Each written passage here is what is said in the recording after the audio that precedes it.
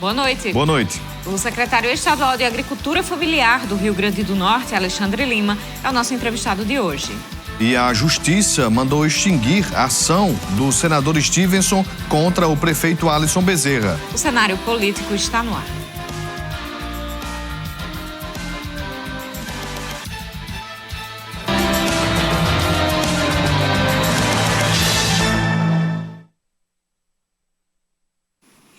Começando, participe do nosso programa desta quarta-feira através das nossas redes sociais. Tem muito projeto aí para a agricultura familiar e tem as expectativas aí também com esse momento de chuvas aqui no nosso Rio Grande do Norte. Distribuição de sementes já foi realizada, existem perspectivas de safra. Então, quer tirar sua dúvida sobre o assunto?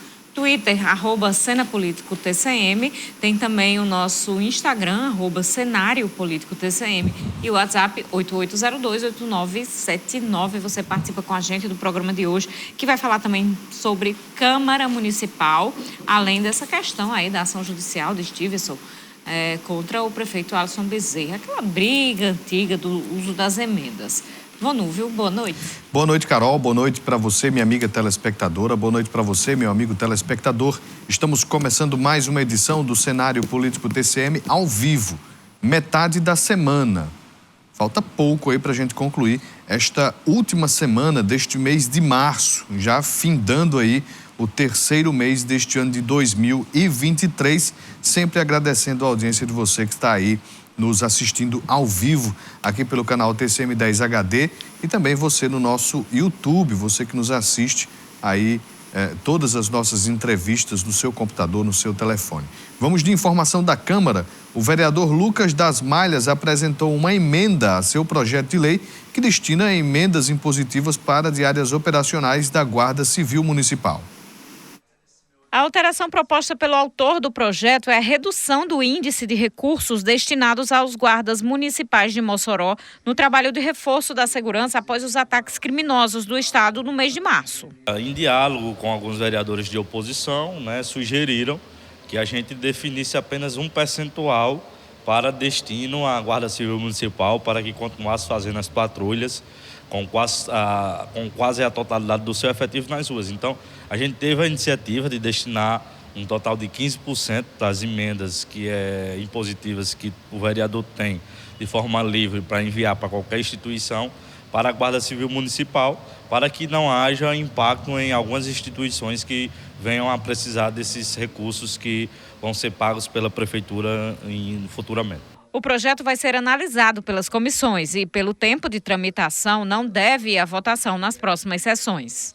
Os ataques têm diminuído, mas é importante ficar vigilante com essa situação. Então, a gente vai respeitar o trâmite aqui nessa casa e vai aguardar essa tal situação. Se houver uma parada exata dos ataques, a gente vai avaliar se a gente prossiga ou não com esse projeto. Mas a oposição acredita que o projeto não vai ter tramitação concluída. Segundo um parecer técnico da administração da Casa Legislativa, o texto é inconstitucional. O projeto apresentado aqui na Câmara, houve uma conclusão por parte do setor técnico da Câmara, os técnicos da Câmara, que são os servidores efetivos da Casa, emitiram um parecer apresentando a inconstitucionalidade desse projeto. Por quê? Porque o vereador não pode apresentar uma proposta de matéria orçamentária. Isso precisa vir do Executivo, ou seja, a Prefeitura que precisa mandar uma proposta desse tipo. Então, nada que se faça nesse projeto torna ele constitucional. Então, é difícil avançar um projeto desse tipo, embora tenha um debate importante, que é em relação à Guarda, a Guarda Municipal, que, como eu disse, desempenha um importante trabalho, mas é uma matéria inconstitucional. Então, vamos acompanhando para ver como é que vai ser essa tramitação nas comissões e depois a discussão em plenário em relação a isso. Já existe esse parecer técnico da Casa Legislativa sobre o assunto. E vamos começar a nossa conversa, então. Alexandre Lima, secretário de Agricultura Familiar do Rio Grande do Norte. Faz tempo que a gente tenta agendar essa conversa aqui para atualizar os projetos, as ações em relação à agricultura familiar aqui no nosso estado.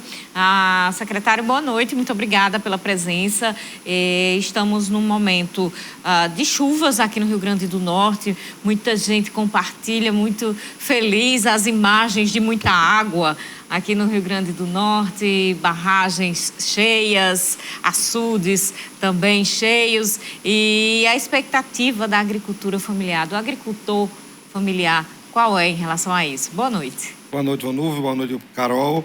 A expectativa é muito boa, né? As previsões estão se confirmando.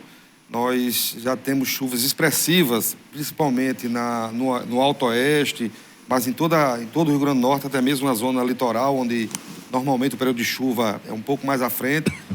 Eu, pelo menos, venho do Seridó hoje, os açudes menores todos cheios, né? Então, é um momento de muita felicidade, né? Onde o agricultor e a agricultora já está plantando, né, o seu milho, o seu feijão. E nesse período, quando o inverno se consolida, é um momento de muita alegria e um prenúncio de uma boa safra. Então, o mundo rural do Rio Grande do Norte hoje está se preparando aí para uma grande colheita em 2023. Como é que a Secretaria está preparando estes agricultores familiares para mais este ano de inverno? Veja bem, o governo do estado tem 2 programas de distribuição de sementes.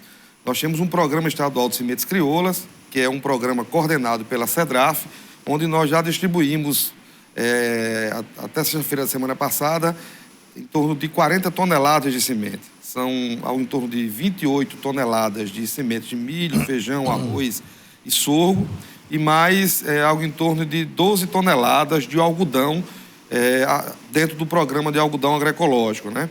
Nós temos um outro programa de sementes, que é coordenado pelo secretário Guilherme, esse com um número mais expressivo de sementes, que continua o processo de distribuição. Então, nesse período, o governo age principalmente com um programa de sementes e as prefeituras com um programa de preparo de solo, né?